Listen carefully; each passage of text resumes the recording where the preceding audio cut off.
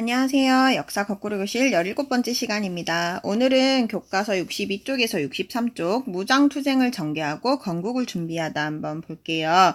1920년대의 항일 무장투쟁에 대해서 이야기했던 지난 시간에 이어서 오늘은 1930, 40년대 국외 항일 무장투쟁과 광복의 준비에 대한 이야기입니다. 학습 목표 한번 알아볼게요. 자, 오늘 학습 목표는 1930년대 이후 전개된 무장투쟁의 특징과 독립국가 건설을 위한 노력을 설명할 수 있다입니다. 자, 먼저 첫 번째 이야기, 중국군과 함께 항일 무장투쟁을 전개하다입니다. 지난 시간에 이야기했듯이 1932년 한인 애국단의 윤봉길 의사가 상하이 홍코공원에서 의거를 하신 이후부터는 중국 정부가 자국의 영토 내에서 한국인들이 독립운동을 하는 것에 대해서 굉장히 관대해져요. 그래서 1930, 40년대 중국에서는 독립군들이 중국군과 연합해서 일제에 대항하게 됩니다. 그럼 만주에서 이제 활약했던 대표적인 독립군 부대와 전투들을 먼저 살펴볼게요. 일단 만주에서는요. 그 윤봉길 의사의 의거보다 조금 일찍 일제가 1931년에 만주를 침략해서 점령하고 꼭두각시 국가인 만주국을 수립해요.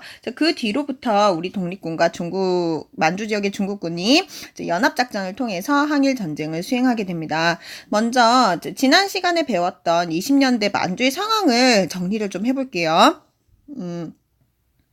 20년대 만주에서 활동하던 독립군들이 자유시 참변 이후로 만주로 돌아와서 참의부, 정의부, 신민부라고 하는 자치정부의 성격을 지닌 3부를 성립했다가 민족유일다운동으로 남만주에는 국민부, 북만주에 혁신의회 두 세력으로 통합했었죠. 이 국민부와 혁신의회를 구성하고 있던 사람들이 1930년대 들어서면서 각각 이를 지원하는 정당과 무장부대를 결성을 해요. 남만주의 국민부는 조선혁명당과 조선혁명군을, 또 북만주의 혁신의회는 한국독립당과 한국독립군을 이렇게 만들었습니다. 이들 부대가 중국군과 연합해서 항일 전쟁을 벌이게 된 거죠. 남만주의 조선혁명군은 양세봉 장군이 지휘를 했는데요. 1933년의 영릉가 전투와 흥경성 전투에서 크게 승리를 거두게 됩니다. 지도에 이곳 보이시죠? 또 잘 체크해 주세요. 또 한국 독립군은요, 지청천 장군이 지휘를 했습니다. 중국군과 함께 이곳 북만주에서 이제 상성보 전투, 대전자령 전투 등에서 큰 승리를 거두게 돼요. 근데 이제 만주에 이 꼭두각시 국가를 세운 일본이요, 독립군을 토벌하기 위해서 더욱더 열을 올려가지고 아주 대규모의 군대를 만주에 주둔시키게 됩니다. 그렇게 되니까 만주의 우리 독립군들은 30년대 중반쯤에 더 이상 만주에서 활동하기가 힘들어져요. 조선혁명군은 양세봉 장군이 일제의 밀정의 함정에 빠져가지고 암살을 당하시고 나심부터는 급격하게 쇠퇴하게 되고요. 한국 독립군 같은 경우에는 대한민국 임시정부의 요청에 따라서 이제 중국 관내로 이동해서 대한민국 임시정부에 합류하게 됩니다. 이 외에도 사회주의 계열의 일부가 중국 공산당군과 함께 항일 유격 활동을 벌였는데요.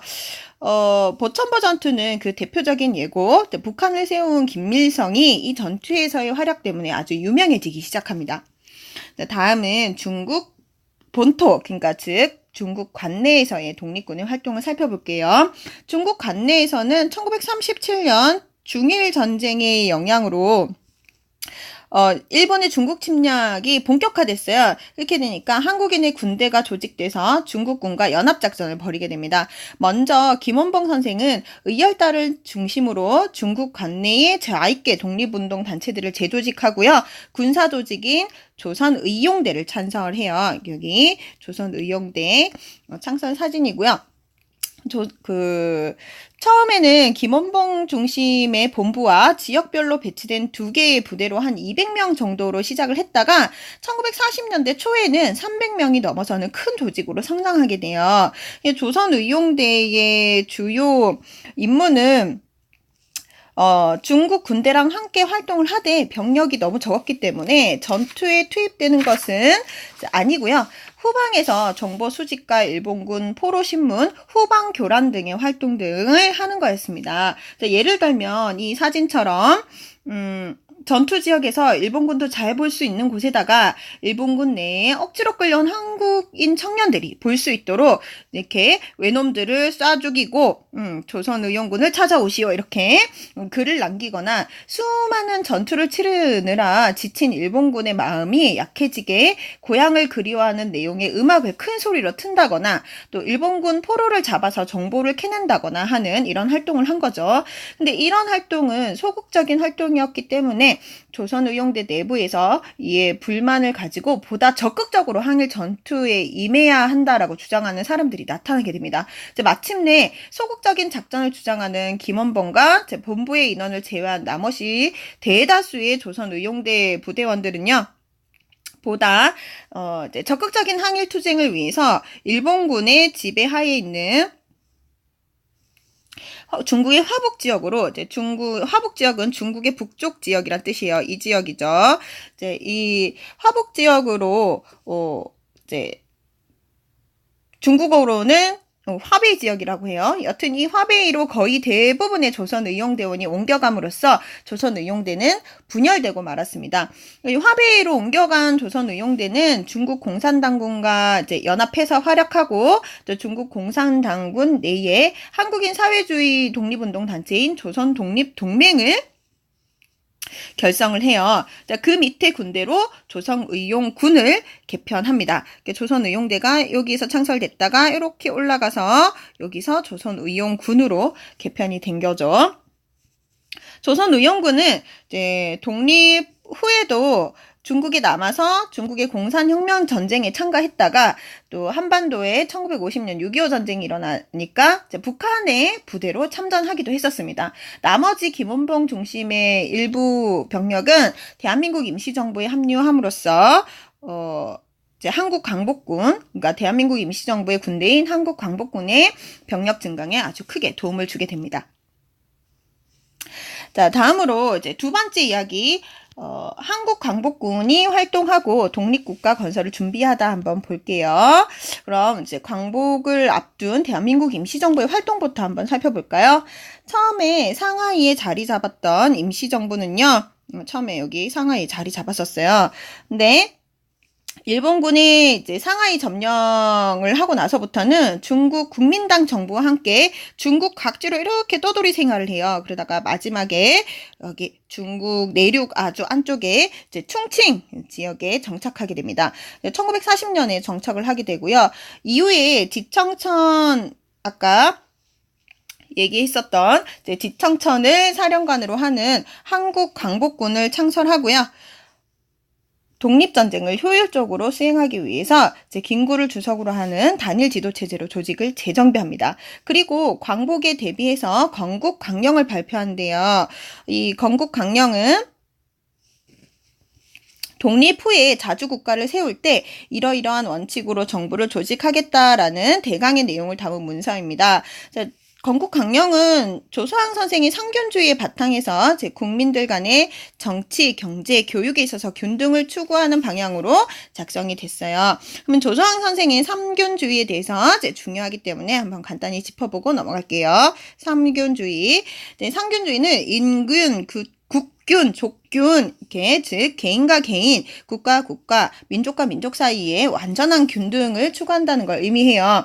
개인과 개인 사이의 균등은 정치, 경제, 교육을 통해서, 또 민족과 민족 사이의 균등은 민족 자결을 통해서 이룩된다고 봅니다. 또 마지막으로 국가와 국가 사이의 균등은 식민 정책과 자본 제국주의를 피하고 또 침략 전쟁 행위를 금지해야 하고 또 이에 따라서 국가가 서로 간섭하거나 침탈 행위를 하지 않아야 이룩된다는 거예요. 자, 우리의 건국강령은 이러한 상균주의에 바탕하고 있습니다. 이제부터는 대한민국 임시정부의 군대인 한국 광복군의 활동을 조금 더 자세히 알아볼 건데요. 한국 광복군은 아까도 얘기했지만 사령관이 북만주에서 한국 독립군을 지휘했던 지청천이에요. 1941년에 태평양 전쟁이 발발하자 일본의 대일선전 포고문을 발표하고요. 중국 정부로부터 재정 지원을 받아서 연합군의 일원으로 이제 중국과 다양한 공동 작전을 수행합니다. 특히 이제 인도 미얀마 전선에는 포로 신문 또 암호 해독 등을 통해서 일본군의 작전을 알아내고 또 영국군을 구출하는 성과를 거두기도 했었어요. 한편 또 미국의 OSS, 지금의 CIA 모체가 되는 우리나라에서는 국정원쯤 되는 이 OSS에서 50명의 한국 광복군을 선발해가지고 첩보 훈련을 시켰어요. 그리고 이들을 한반도에 투입시켜서 한반도 진공 작전을 추진하려고 했습니다. 네, 1945년 8월 20일을 작전일로 정하고요. 작전이 시행되는 날만 기다리던 중에 8월 15일 원자폭탄을 맞은 일본이 이제 무조건 항복을 하는 바람에 이 작전은 시행되지 못하고 끝나고 말았어요. 작전으로서만. 그래서 이 작전의 실패는 우리 역사에 큰 상처를 내고 말았어요. 그 자세한 내용은 교과서 63쪽의 주제탐구를 우리 수업 시간에 하면서 좀 알아보도록 할게요. 그럼 이제 마지막으로 광복을 위한 구체적인 준비 활동에는 어떤 것들이 있었는가를 살펴보도록 하겠습니다. 광복을 위한 구체적인 준비를 하게 된 것은 이제 제2차 세계대전에서 나날이 패전만 거듭하고 있었던 일제가 반드시 망할 것이라는 확신이 생기게 되면서 각지에서 광복에 대비한 민족운동을 통합하려는 움직임을 이제 보이면서 이런 준비 활동을 적극적으로 하게 됩니다.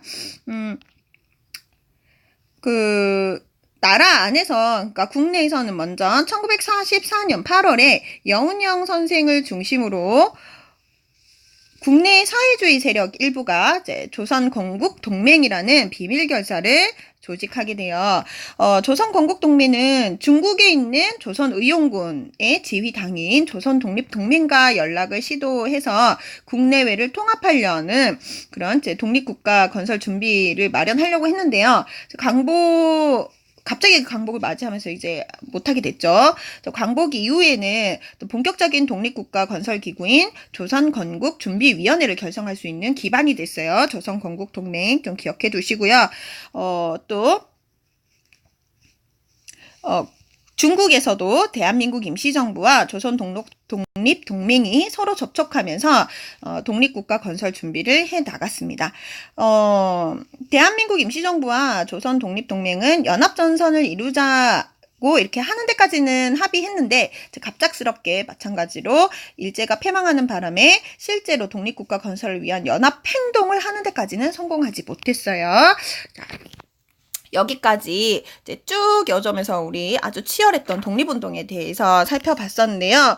우리가 있기까지 얼마나 많은 사람들의, 우리 조상님들의 희생이 있었는가, 누구 덕분에 우리가 지금 존재하고 있는가, 여러분들 잊어서는 안 되겠습니다. 자, 그럼 수업 시간에 우리 활동으로 만나요.